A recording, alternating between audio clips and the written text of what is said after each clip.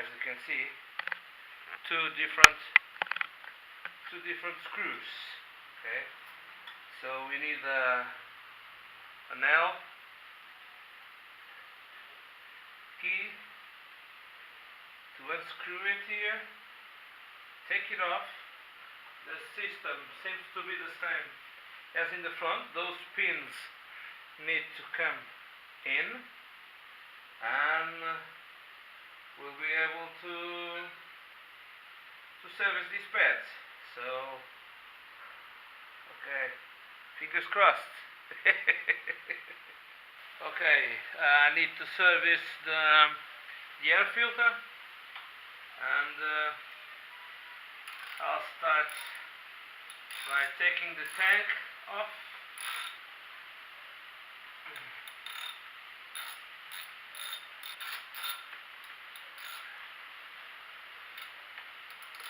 I don't know why they do this. It's such a hard way. It would be much simpler if you had a window to reach to the air filter. We need a quick fix, or some water gets in.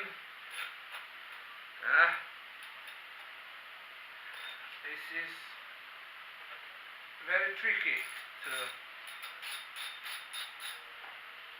change. Like this. One, two. So we have to take all the plastics off.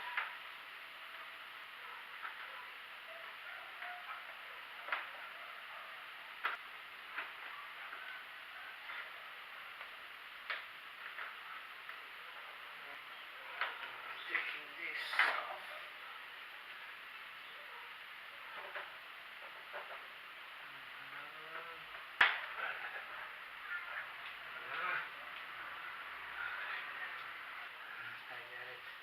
I have the fuel line still attached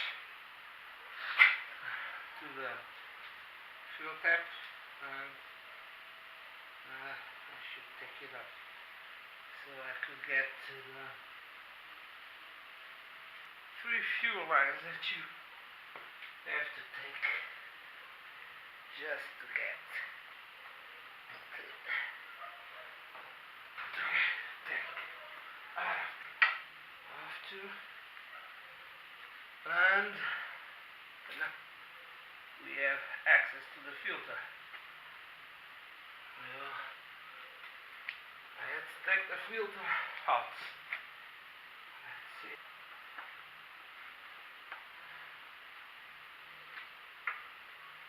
Guys, this isn't easy,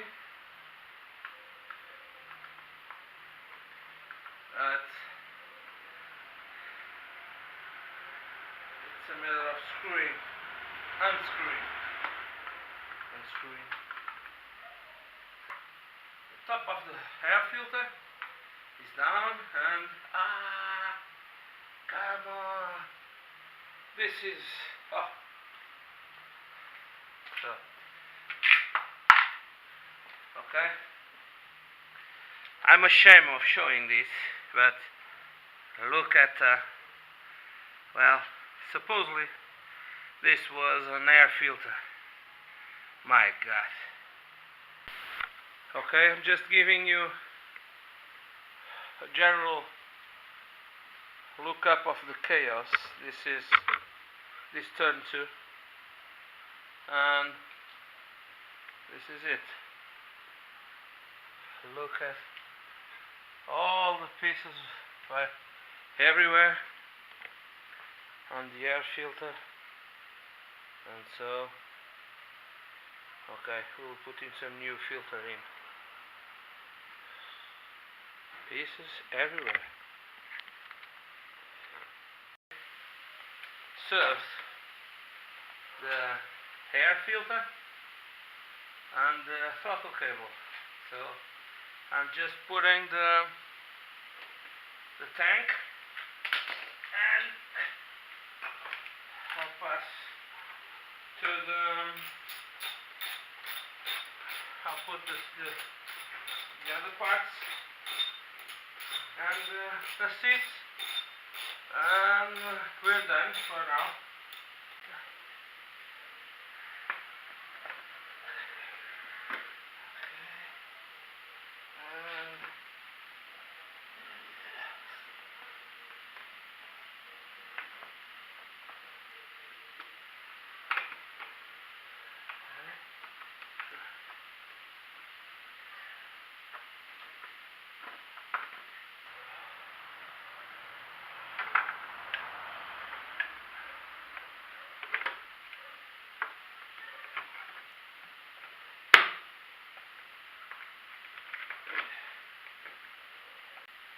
Starts and what the difference is.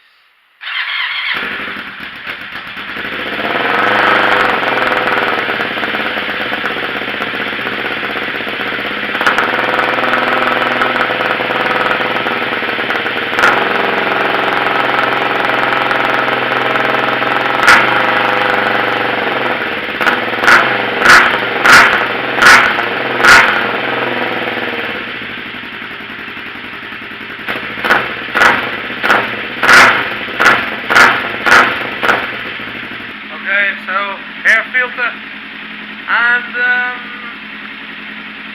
throttle cable. She's working for now. After servicing, people have asked me to expose some thoughts and about the KLE 500. So here it goes.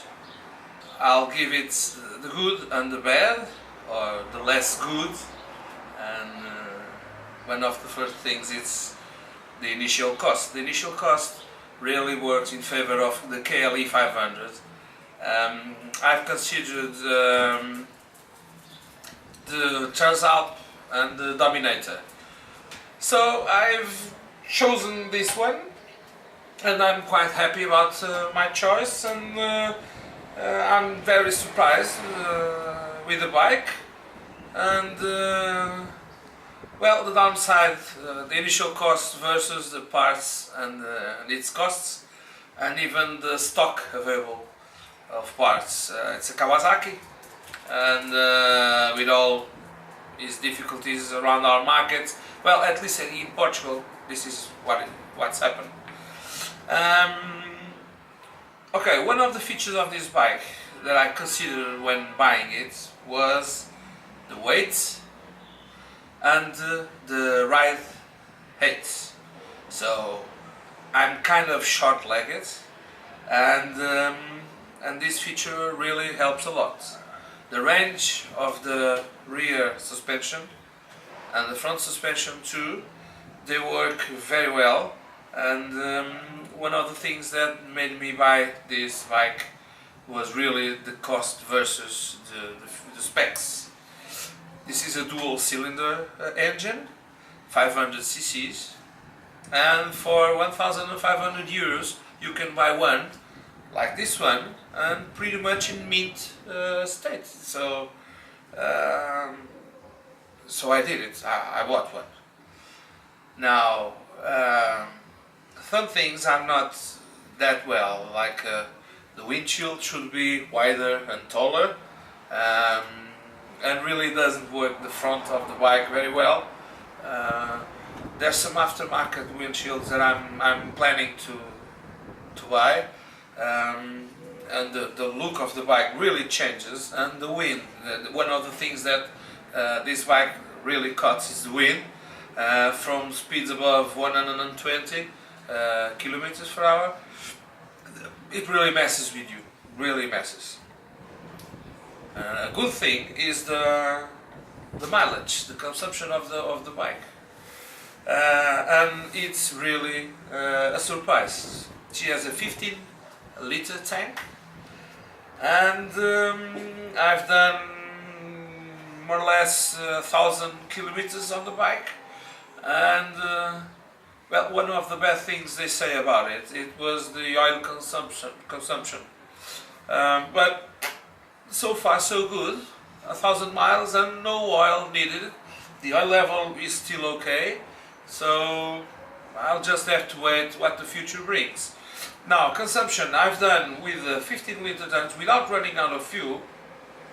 I did about 260 kilometers, but I'm not easy on the throttle, and I do tend to pull it, and I like it. Doesn't everyone? We can get up to 300 kilometers without needing fuel, and so this gives this bike a really good range. So oil consumption, no problems. Wind chill, the front brakes. Front brakes are not that great in this bike. No, they aren't. You have already seen it in action, and I have a laser muffler that works very well. It's a little bit noisy, but the response, the throttle on this bike is really amusing, and I'm quite surprised about the response. I thought this would be more like a torque bike, staying in the middle revs, but she does manage very well the low revs and the high revs. The muffler may have something to do with it, and yeah, well, let's say it is. Now, another feature of this bike that made me choose this one was the fact that this bike is one of a kind considering the gearbox. It has a 6-speed gearbox that manages adventure on the road or on the dirt very well. Top speed, very good, and gives us the mileage very good also. So this is one feature they really thought they made it well. 6-speed, so turns out has only 5-speed gearbox, the Dominator also. So 6-speed is a must on this bike. Another thing that I consider less good on this bike is the mechanical access. As you all seen by the footage I just posted, to change the air filter, I had to demount pretty much the whole bike. So doesn't make any sense. To get to the sparks, it's very difficult, and you can imagine if you have some water or a lot of dust in your air filter during an adventure trip, you can imagine to service the bike is not that much of a pleasure, and it really messes with you, and it should be more well thought when they made the bike. As I've said it, one of the features of this bike, it has a beautiful noise, and with the laser muffler, well, some may say that it's too loud. Well, it's not my case, so no offense taken, and I really like the sound of the bike. Okay, so that pretty much covers the specs of it, and I hope you've enjoyed. Please comment, give me your comments, they really help. Give me your likes, your thumbs up, please subscribe, and stay tuned for more adventures. I'm planning on posting them in a week or so, and that's it. See you around.